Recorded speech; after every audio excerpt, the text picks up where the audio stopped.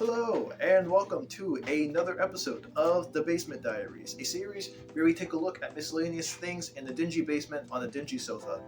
My name is your host, Ephraim, and that's kind of a weird name, isn't it? I mean, who names their kid Ephraim? What kind of name even is Ephraim? I doubt you've heard anyone else in your life named Ephraim before this video. Mom decided to name all of her children, all 7 of her children, after names from the Bible. And if that isn't telling enough, I was raised Roman Catholic for the first 11 years of my life. By age 11, I had started questioning things about the faith while still considering myself to be Catholic. And then by age 14, I had officially declared myself atheist. And pretty much coming up, I guess in a couple months, I will have been 6 years atheist, which is really very interesting in perspective. At this point in my life, I've been Catholic longer than I've been atheist, but of course that's only because I'm about to be 20. Yeah, I just thought of that, so that's kind of interesting. Discussing my journey to atheism, how I came to this conclusion, and where I kind of stand today with religion as a whole.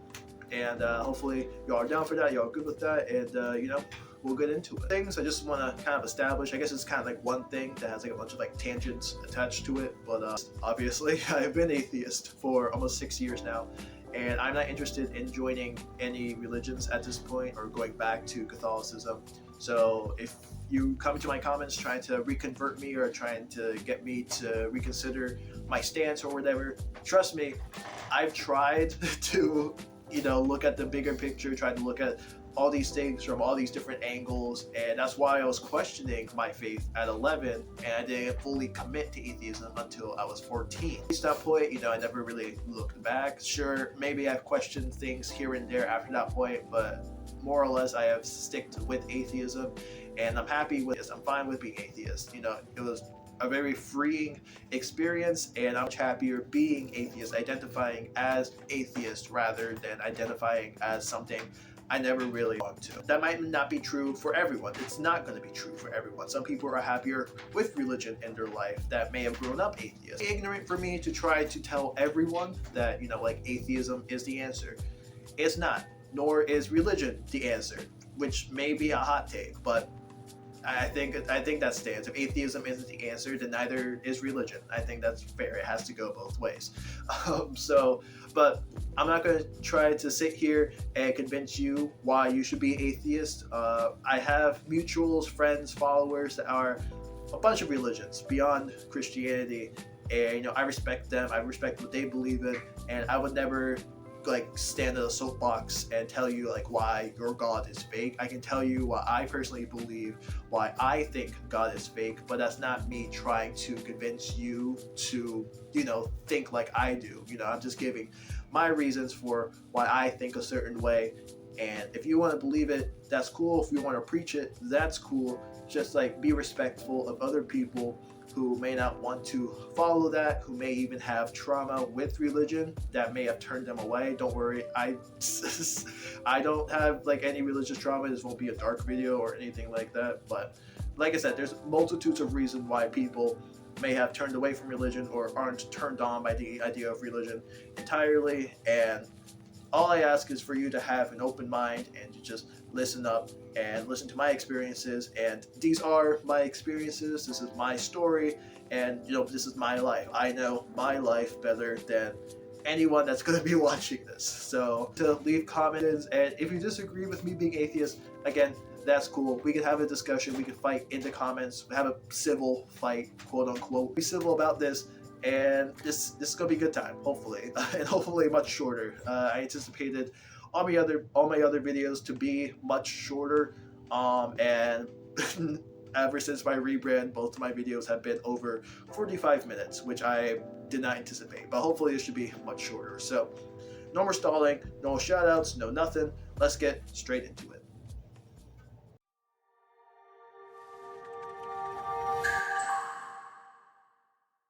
So I was born into a 9-person household. Well, at the time it was a 7-person household, and then 2 more siblings were born after me. So, but altogether, it's 9 people. We're all named after people from the Bible. Let me quickly explain what the Bible actually is, since I keep name dropping it, and some people may not be familiar with what the Bible actually is. The Bible is just a religious scripture made up of, text, scripture, lectures, law, and it's deemed sacred by the Catholic Church, but it's also deemed partly sacred in other religions like Judaism and even Islam. But as a Jew or Muslim, you wouldn't say like, I'm going to read the Bible. It's called a different thing. And Islam pretty much has its own religious book. It only borrows like the first 5 books of the Bible before becoming its own thing. So all of them are very different from each other, and yeah, they shouldn't be thought of like interchangeably, obviously. I was named after some dude. I don't even know what the dude's origin is, Ephraim's origin. Couldn't tell you. I can tell you that I got really unlucky because a lot of Bible names are fairly common. I mean, like Adam, Eve, Diana, Benjamin, Elijah, all super common names you've probably heard before.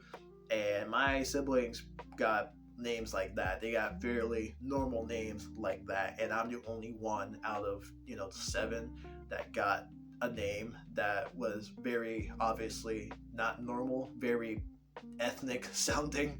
I've always not liked that. Even when I was younger, I never really liked that because I just wanted to have a normal name and not have a name that stuck out like a sore thumb. I really had issues as a child, just wanting to kind of just assimilate and just like blend in and not be myself. Very interesting. I should probably read into that a little more. I grew up Roman Catholic for the first 10 years of my life. I went to a Catholic private school for the first 9 years of my schooling, kindergarten through 8th grade. I had religion class, obviously. I woke up early every Sunday to go to Mass at 8:30. And as a young kid, I was always bored with religion.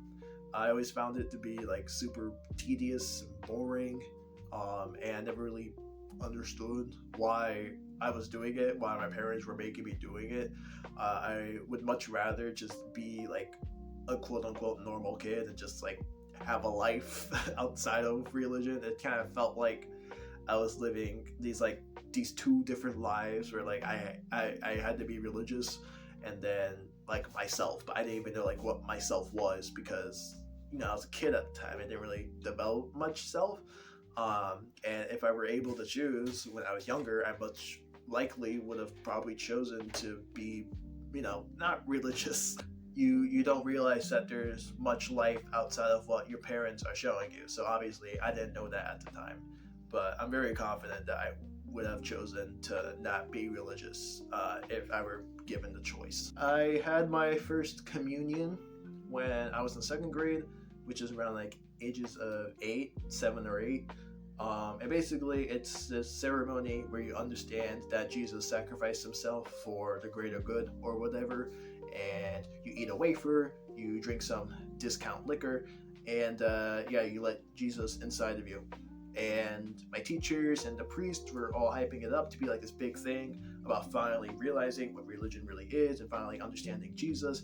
And it really, to me personally, it really felt like it was going to be this big out of body experience where I see a flash of God, I see Jesus, and this will be the moment where okay, I finally get it. I see what people are all about. So I go through my first communion. I'm waiting for the moment to happen, for it to stick out at me, and for me to finally be able to realize, oh, this is what Catholicism is all about. And I go through the ceremony, I do my first communion, and I feel nothing at all. I feel lied to personally. I feel lied to. I feel cheated. It's I'm not feeling anything. And some people may be oh, you gotta put feeling into it. You gotta think about it in a more deeper way. I'm 8. I'm not going to. And I just told you, I always found religion to be super tedious and boring. So of course I'm not going to be looking at it as a deeper thing as an 8-year-old who's very disinterested in the religion. But that definitely was very disappointing to me. That and prayer When you're young, they kind of present prayer as if it's kind of like a catch-all. Like if you pray hard enough, you can get anything you want. So while I did pray occasionally as a child, I really only prayed for selfish shit. Like I would pray to get a console for Christmas. I was a big Wii U glazer at the time. I was praying for a Wii U super hard. I'd pray for a girl to like me back or whatever. Like I said, really stupid, selfish shit. That's the only reason why I prayed as a child. So yeah, that pretty much wraps up the first couple of early elementary school years. Let's move on to the middle school years, where I kind of started to question stuff about the faith.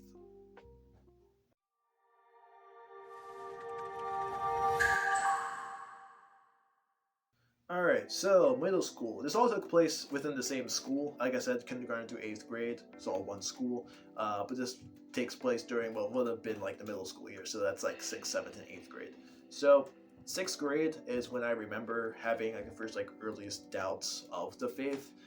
Actually, like a year prior, maybe like a couple of months prior to 6th grade, I sat down with my mom and I told her straight up, like, I don't really think I want to be religious. There's a lot of stuff that I don't really understand, that I don't want to understand. Like I'm not interested in it, and it's just like I don't really see like what the point of it is. Like I don't really want to do this, And really, I probably really only just want to get out of going to mass every morning, to be completely honest. But like still, I mean, I was just never interested in the faith to begin with. And my mom, all my mom said was that like, oh, you're just confused. You come up to a wall and you're stuck, and you just need to start searching for answers, and you'll understand. It's like, I don't want to search for answers though. I haven't been searching for answers because I don't want to. Like it shouldn't be that hard to comprehend, but that's kind of shied me away from trying to talk with her again as an adult, because I fear that's gonna be her response again. So like I'm just confused and I don't know any better. It's like, well, if I don't know any better when I was a young kid, am I going to know any better to you whenever? I don't know. One of the big questions that kids around my age kind of start asking is like, well, if God is real, like why do bad things happen? And just recently, maybe like a couple months ago, I came across like an Instagram reel that kind of answers this question of like, why do bad things happen? If God is real, why do bad things happen? And the dude answered it in a way that is actually kind of competent and is a really decent answer. He said, well, God doesn't allow bad things to happen. What God gave us was free will. God loves us so much and he trusts us to make the right decision that he gives us free will to do as we wish, and he has faith in us that we will do the right thing. And it's those people who have free will that are choosing to do those bad things, and that's why bad things happen in the world. And I'm like, well, God didn't have to give us free will, right? I didn't think this as a 6th grade child. This is my current thoughts right now.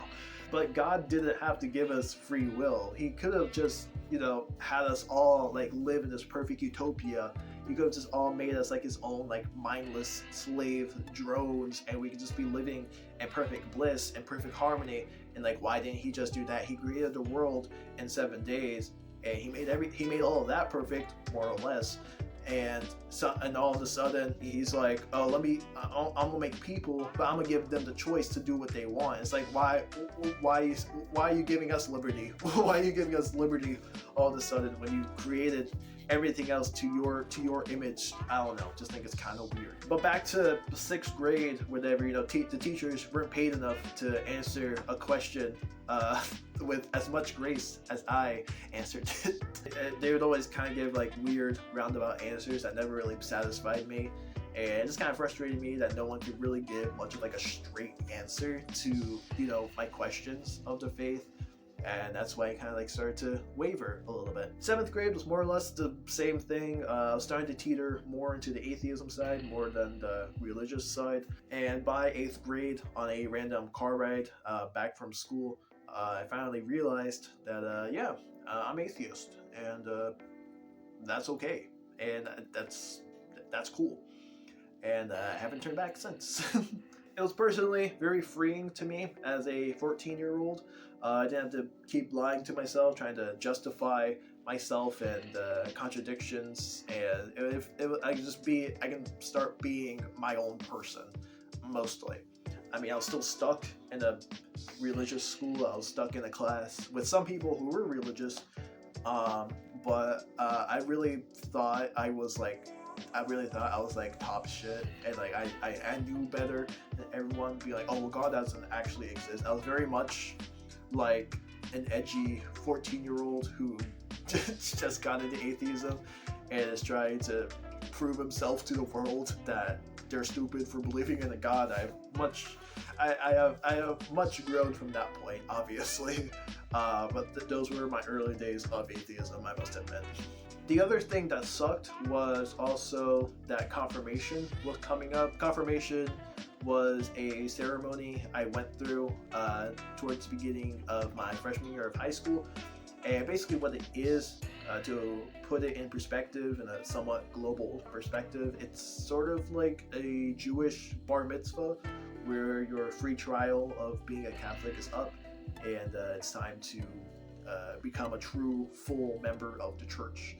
And you have to choose a patron saint to represent you. It's this whole big thing that all Catholic teens have to go through, and as a newfound atheist, I kind of realized like I was fucked, because I really didn't want to go through with this, because I wasn't Catholic. I didn't consider myself to be Catholic anymore. And honestly, I kind of found it kind of disrespectful to go through with a ceremony that I genuinely didn't think I belonged to go through. I think that was kind of unfair. Not that I was like refusing anyone's acceptance into this ceremony or whatever. It's not like I was taking up someone's spot or whatever, but like I just knew that I didn't belong there, that I didn't deserve to be there, and you know, I shouldn't. But there really wasn't any way to like talk out of confirmation. It was just kind of something that was kind of like thrust upon you, much like how religion had always been thrust upon me when I was younger, and I didn't really consent to. So I tried I tried this really genius idea to try to get the message across that I was atheist, and I didn't really want to go through with this, while still inevitably going through with it, but also trying to subtly communicate that like, hey, I'm atheist. So the saint I chose to represent me is the patron saint of atheists, and I thought that was a very clear signal that, you know, I should be checked in with and like talked to. But allegedly, I found this out from my sister when I told my mom this, and I knew she didn't show much of a reaction at first, which kind of frustrated me. But apparently, my mom just believed that I was trying to be edgy at the time or whatever. But I very clearly wasn't going to budge on this, and the time was running out or whatever to choose a saint. So I went forward with it, and that's why my confirmation saint was Saint Auderen, the patron saint of atheists. Confirmation day finally comes, and I told myself, all right, I'm willing to take back everything I've been saying up to this point. I've only been atheist for like a couple months now, but if I go up there and I get officially confirmed in the church, and I feel something in a moment that really feels like a come to Jesus, a miracle moment, I'll take back everything I just said. I'll become a fully committed member of the church, and I'll repent for my sins, and I will preach it from the mountaintops, from the rooftops. So I stand up, I get myself blessed and confirmed, and I feel nothing. Again, nothing. And once again, I feel lied, I feel cheated. But in another way, it feels kind of gratifying to be like, okay, great, God's not real, and this is all kind of a big joke, and all my parents wasted all their money putting us through Catholic school that we all walked out of not religious. Let's move on to the high school years and the early adulthood years of being an atheist, now a fully fledged atheist, and how it's kind of shaped my life to this point.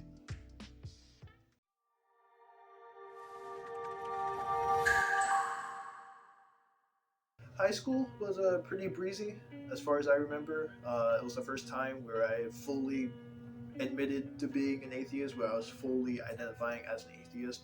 Of course, I met a lot of other atheists, and I met people who weren't atheists. I met loads of people who weren't even Catholic. I met loads of Islam people, Jewish people, all these other religions, and it was really interesting as someone who, for the first 9 years of my schooling, was pretty much only around like Catholic people. So it was very refreshing. And of course, I never attacked anyone for believing what they wanted to believe in. Obviously, they were very faithful, they were devout, they had reasons for being religious, as did I have reasons for not being religious.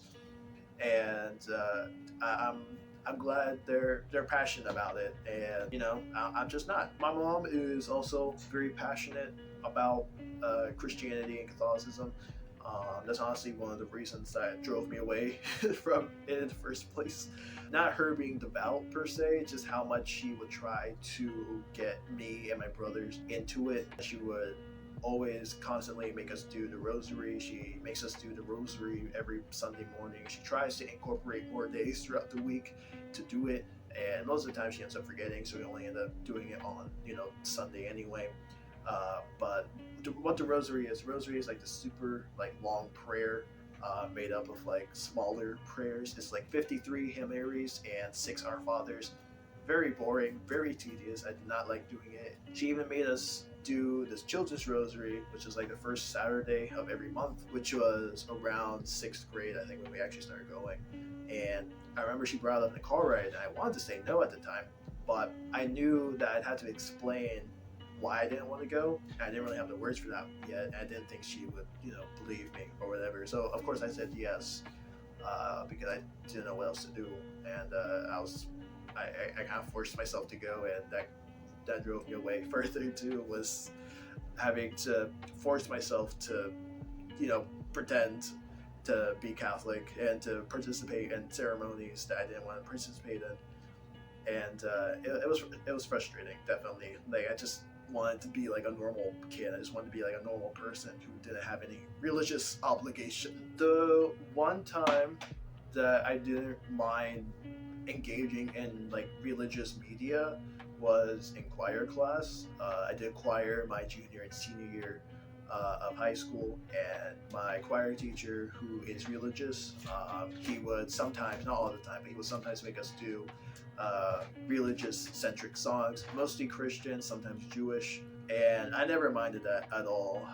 Shout out to Mr. Tinsley, you're the best. Don't worry, you didn't contribute to my religious dysphoria. There's no blood in your hands.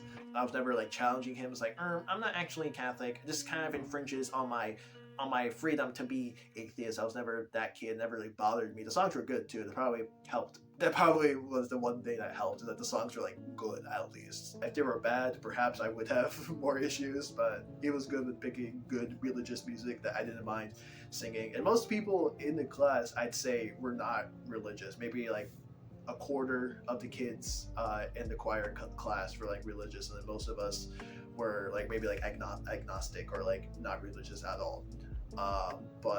Yeah, I didn't mind singing religious songs as long as he was picking them and he was directing them. I got my first job senior year of high school. I was a cashier. I had a name tag and everything, very official. And what came with that was people mispronouncing my name, which I didn't mind that at all. Of course, it's a hard name to pronounce when you first see it. It's not the most pronounceable name on first sight. I never had issues with that. That was never the issue.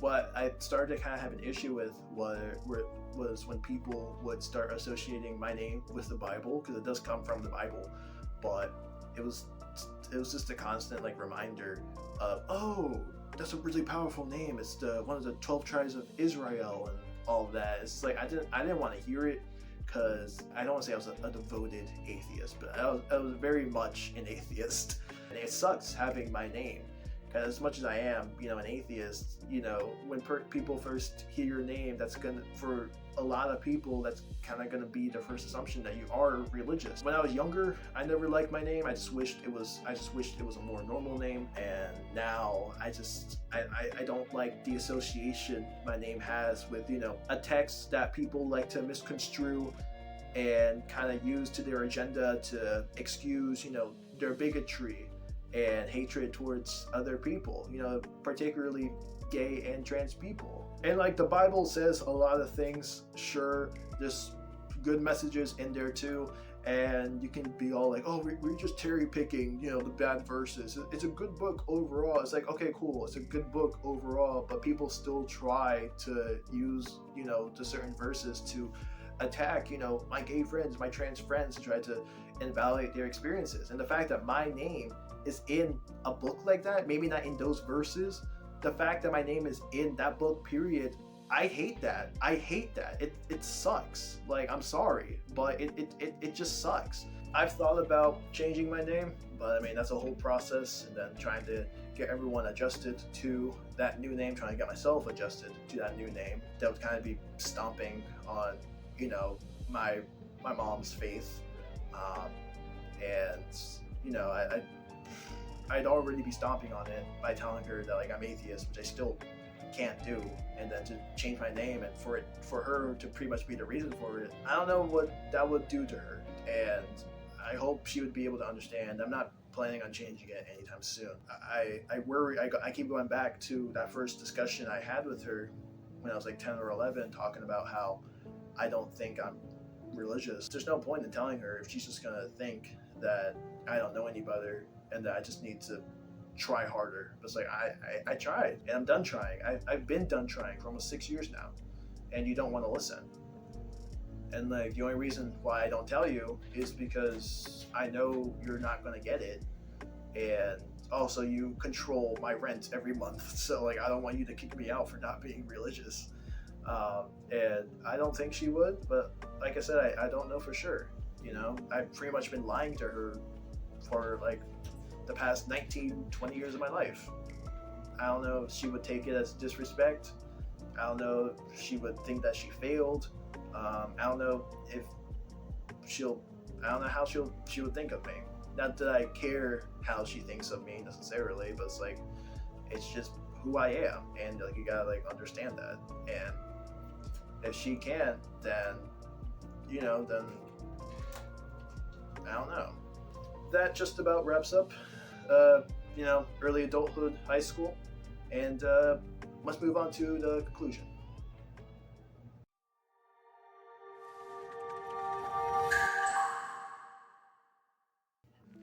So yeah, that brings us to today.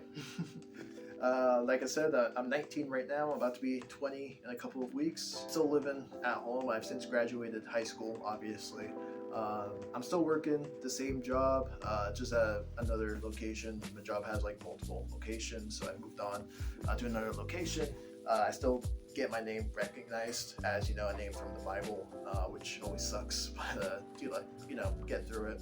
But this has been another episode of the Basement Diaries. I'm your host, Ephraim. I don't know what I'm going to do next time, but I like to kind of do this thing kind of spontaneously, so I'm sure I'll figure something out. But until then, I'm Ephraim, and this has been the Basement Diaries.